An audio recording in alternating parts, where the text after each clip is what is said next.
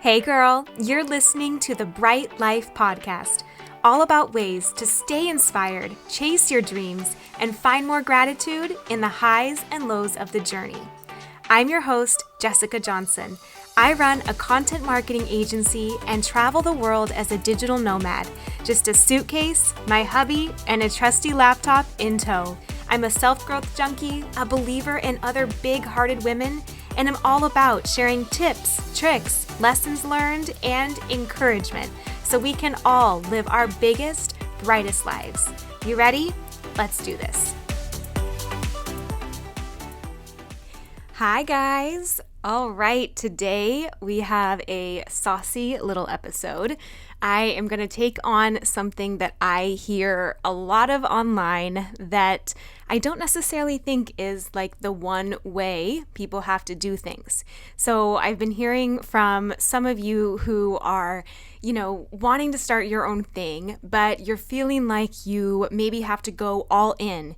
And you're maybe wondering, do I need to leave like my day job to do this? Or how can I possibly make it work with a day job? Do I need to leave everything behind and pursue this to be like a true entrepreneur? And I get that because I feel like when I started my businesses, I too heard so much, from hustle culture and just the glorification of burning the boats. And if you really want this, you'll go all in. And if you want to start a business and you want to be an entrepreneur, if it really means anything to you, you'll leave everything behind and you'll just go for it. And that is one way to do things. And I don't necessarily think that there's anything wrong with that. In fact, I believed all those stories and I did that. So I definitely have that perspective. But today I'm going to share with you something that I wish I would have heard more of or felt more permission around. And that's this idea that that is not the only way. You don't have to go and leave your full-time career to start a business or to build your dream. You can do things the slow way. You can build something really meaningful to you on the side. You can take the steps now and take whatever path you need to get there. So I'm going to kind of share why I think that in hindsight, and I'm going to share some ways that you can, if you decide that it's right for you to keep your day job and to start building your dream on the side, how you can actually do that and have kind of the best of both worlds, but still make sure you're making forward progress and use where you're at now to support you and actually accelerate your results in building your side hustle or your business while you're still, in the corporate job or wherever you may be. All right. So here's kind of why I think that it's not the only way to have to leave your full-time job to start your career. And if you're, not in this world or you're just starting an entrepreneurship world, that might be foreign to you. You might be thinking, how could I ever leave my job and start this business? But I do think that the more you are in this world, the more you will start to notice that comes up a lot, where there's that kind of message being put out there, whether it's on Shark Tank or, any other blogs, vlogs, that kind of thing. It's definitely there. And I think it's one way to do things. It's definitely what I internalized and felt like to be successful, I had to do. And in some ways, I do think it helped me. I think that it definitely opened up my schedule completely, where all I had to do was work on my business and building my dream. I think that it made me a lot hungrier from the start to make things work. I think it helped me really take my business seriously and not treat it as a hobby, but as something that I worked on all the time and I was very serious about making work. I think it made me invest in things that I would have never invested in and pay for the price for things I would have never paid, because I wanted the coaching and I wanted to make things work and I wanted to kind of hack whatever it would take to build a successful business. I think that it brought about so much growth for me. I mean, when you leave everything that is comfortable to you and you are just swimming in the deep end from the start, you realize your own blocks, you realize your mindset, you realize what's keeping you stuck or in old patterns.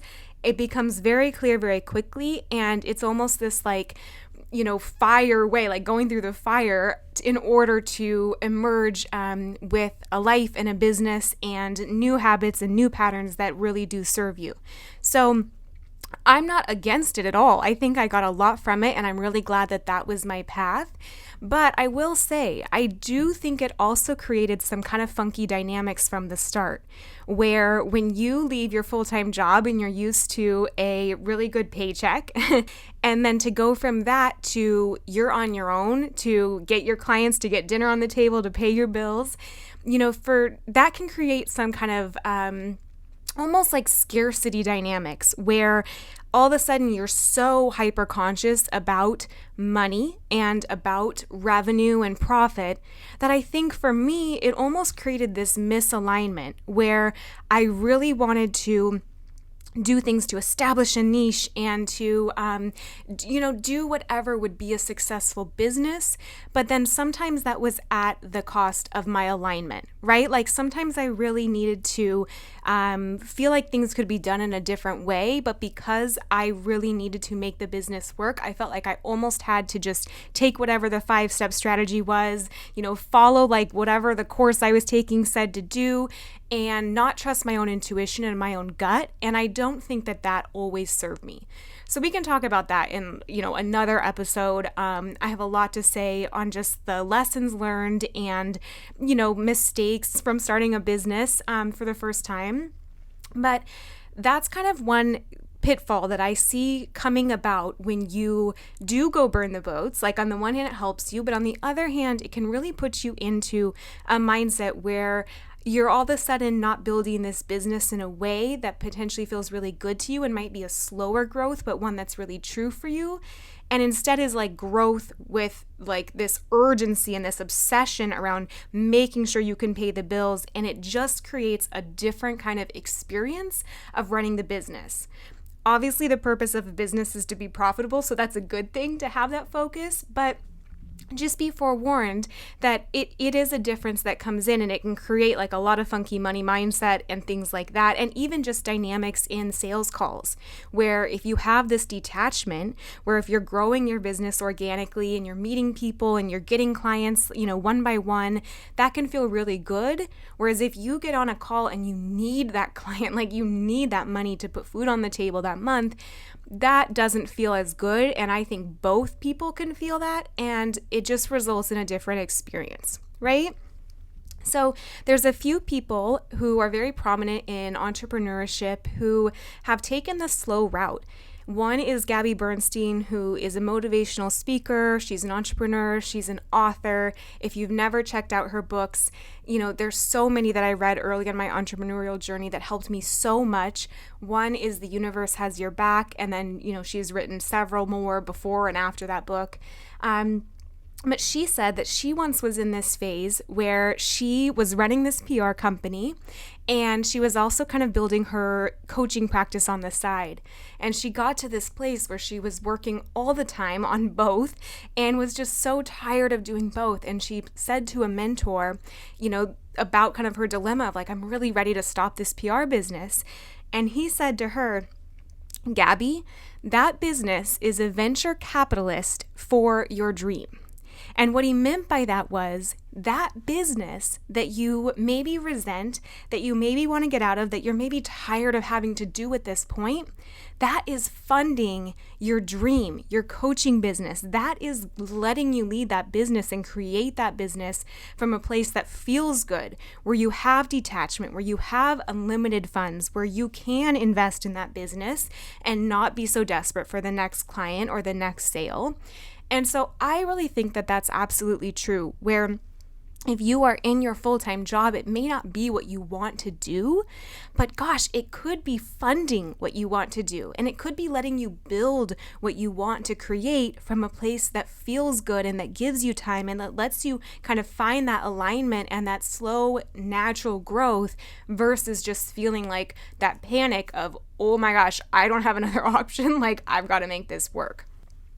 Another person who is an entrepreneur, a best-selling author, the founder of B School, for anyone who knows Marie Forleo, she is another person who early in my entrepreneurial journey, before I even got the nerve to make the leap into business, I used to watch her videos all the time and, read anything she put out. She inspired me so much. And even she, who now has a very successful business, she worked as a bartender. She was in New York City and she was waiting tables and she was doing what she had to do to make her dream a reality. And so even if there's a lot of talk of like, oh my gosh, there's one way to do it and it has to be going all in from the start, I actually think take a look at some of the other people who have built their dreams. You absolutely can go all the way in from the start and leave your job and start everything fresh, but you can also have that slow burn of doing it over time and using your current position as your venture capitalist, as your investor for your dream. All right? And so I want to offer a few questions to you to consider in order to support you. If you're going to stay in your business right now, your full-time business, while you build that side hustle or that dream on your heart, here's a few things that might help you. So one is, what can you cut from your schedule? So you might have to be working that 40 hours or 60 hours a week at your day job, but what can you cut from your evenings or your weekends to give that time to building your passion project instead? It might be social commitments. It might be commute time. Maybe you can work from home 1 or 2 days a week and get 2 hours back on the front end and back end of that to work on your business. Maybe instead of going out to lunch at work with your coworkers, you use that 30 minutes or that hour to get a lot done in building your new business, your new passion. It can be even little things like just efficiencies, such as grocery shopping. Like if you spend 3 hours a week driving to the store and grocery shopping and coming back, like maybe you instead use an app like Instacart or Prime Now, and you get all that time back from just having things delivered and shopped for you. It can even be something like cooking. Like maybe you spend time every single night, cooking, when you could get a meal prep kit, you could get takeout, you could get, a big batch of food from Costco, and you just save that time and you allocate it into your dream. Here's the thing, you're going to have to be like a little scrappy to make this work. Like entrepreneurship, it's not easy, right? Like it's not for the faint of heart, but look at these things as practice. You're building determination, you're building hard work, you're building resourcefulness and creativity. So even if it's not like comfortable to not go to some social thing once a week, or if it's not comfortable to have to mix up your routine or scrutinize every little area where you're spending excess time that you don't need to, it's going to build that muscle that you need to be a successful business owner. So kind of look at it with that lens and realize that even if you're in the phase where you're not full on like entrepreneur yet, you are building the practices that are going to help you and accelerate your success. And that can really help alleviate that frustration of like being in a place that you're not quite ready to leave, but you're kind of, annoyed by or uncomfortable in. It's serving you now. And that's just another big thing to remember is like, I know when you are, working a corporate job, but you're ready to do the next thing, like how draining it can feel to be in that position of just really ready for something else, but then feeling stuck. So that's another big part of it is like, you are not stuck. How can you use where you're at now to set yourself up for success when you do become an entrepreneur? So whether it's, taking an employee, a colleague who frustrates you, and just realizing that as an entrepreneur, you're going to be working with a lot of different personalities, vendors, clients. People will ask for refunds. People won't like what you do on social media. Like, how can you practice that the next time someone frustrates you at the office and just be like, this is something that's going to help me. How can I handle this now to serve me later when I get someone that's disgruntled or is a difficult, relationship or partnership? And on that flip side of that, in a more positive light, how can you build really good relationships with the people around you now? Because if they love you now, they are going to be so excited to support you when you go out into the world. They're going to be your referrals. They're going to be the people that tell everyone about you. They're going to be the people that believe in you and buy from you. So networking now, like making sure that you are leaving on such good terms, right? Like rather than being like, okay, I'm out of here. Like checking out like early. How can you really be the best employee you can be now, the best colleague and peer? As those people are going to remember you and they're going to support you one day. It can also be more task-oriented things, like how can you improve your writing skills? Like how can you practice selling? How can you practice time management? Just try and use every little thing that frustrates you about your job now as something that you can really master so that when you are the boss and running your own business, that is like a non-issue. That's not something you have to like learn from the start, but you're really, really good at, and you're using your time as an employee now to not only do it for the work and business that you are in, but you are learning the skills and cultivating the skills and becoming even better so it serves your business when you're ready to take that leap. Another thing that you can do or consider is how can you use your paycheck now to support building your business? So, for example, can you save a little bit for now so you have a nest egg when you do want to take the leap? You also might think about, like, can you pay for a course for something right now? Like, can you take a course in copywriting?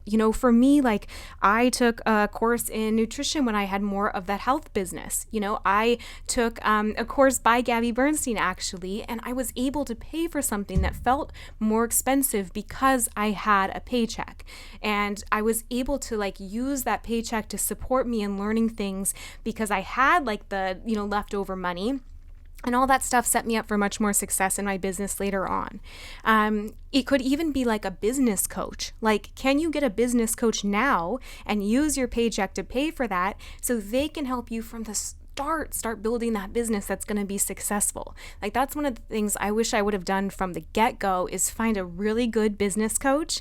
Mine is Lacey Seitz right now. I absolutely love her so much, and she has a really long wait list, but there's so many out there that you can find, and get someone who will work with you one-on-one and help you customize things to, what you want to build and what schedule you lead and what your vision is.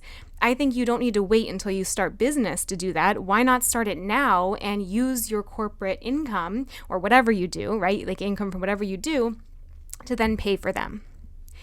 Another thing to think about is, what can you delegate? So this kind of goes with the time piece, but can you delegate housekeeping and save yourself 3 hours on a Saturday? Can you delegate out childcare and have, 5 hours to work on your dream?